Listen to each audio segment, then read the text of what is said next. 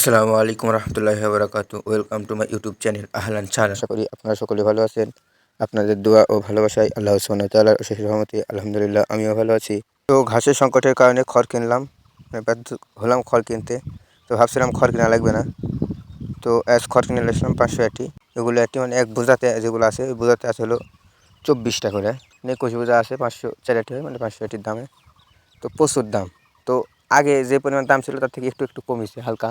মানে আগে ছিল হলো 7,000 টাকা হাজার, মানে ওগুলো একটি 60 টাকা পিস জায়গাটি। এখন পড়ছে হলো, আমি যেটা কিনছি এটা হলো 6 টাকা পড়ছে।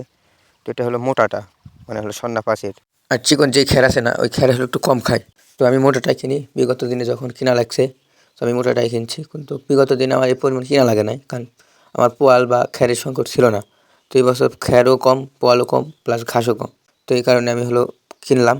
তো আসলে মোটাটাই কেনার চেষ্টা করবেন, চিকন খ্যার একটু কম খায়, কারণ চিকনটা অনেক পরিমাণ নষ্টও করে, খিলখিলে থাকে, গরু অত ভালো খেতে চায় না। আর এই মোটাটা একটু ভালো খায়। আর দেখেন সবসময় কেনার চেষ্টা করবেন পরিষ্কার হাও বা পরিষ্কার আটি, কোনো ময়লা জাতীয় আটি বা একটু কালচে কালচে ভাব এই টাইপের কিনলে গরু অনেক নষ্ট করে, খায় কম। তো মাশাআল্লাহ আমরা যেটা কিনছি অনেক সুন্দর ফকফকে, মানে ফ্রেশ, কোনো দাগ দুগ পাওয়া যায় না।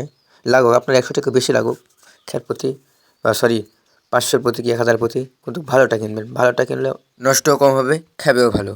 আর অপরিষ্কার কিনলে খাবে কম, নষ্ট করবে বেশি। আর কেনার চেষ্টা করবেন একটু মোটা সাইজের খ্যারটা, ওটা মাশাআল্লাহ ওটা ভালো খায়। তো আমি আগে কেটে দিয়ে দেখবো খাই কেমন। তো মাশাআল্লাহ অনেক সুন্দর খাচ্ছে। আর সকলে আমার জন্য দোয়া করবেন, আল্লাহ সুবহানাহু ওয়া তাআলা যেন সকলের ব্যবসাতে বারাকা দান করুক। আমিন। আল্লাহ হাফেজ।